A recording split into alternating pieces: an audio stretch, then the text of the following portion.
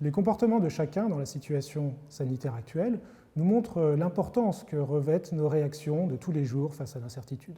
Par exemple, est-ce que des grands-parents doivent aller chercher leurs petits-enfants à l'école au risque d'être infectés par un virus, ou au contraire doivent s'abstenir d'aller chercher leurs petits-enfants, mais se priver de ce fait de leur présence? Je suis Olivier Laridon, économiste à l'Université de Rennes. J'étudie les comportements face au risque, c'est-à-dire la manière dont nous réagissons lorsque nous sommes confrontés à des situations d'incertitude et que nous devons prendre des décisions.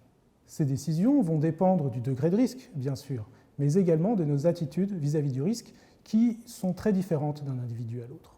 Mon projet s'appuie sur une étude internationale menée dans plus de 30 pays avec des méthodes d'économie expérimentale extrêmement précises afin d'étudier les comportements vis-à-vis du risque. Ces pays sont des pays d'aires culturelles et géographiques extrêmement différentes.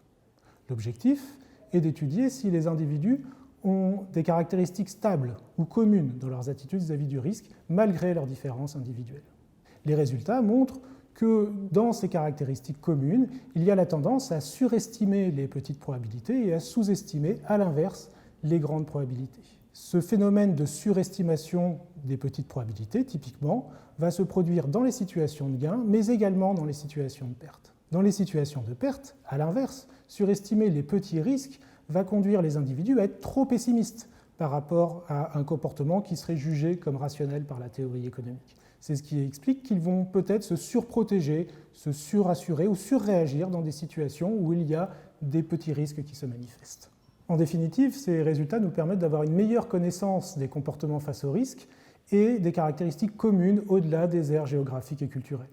Cette meilleure connaissance doit nous permettre d'aider les individus à prendre de meilleures décisions.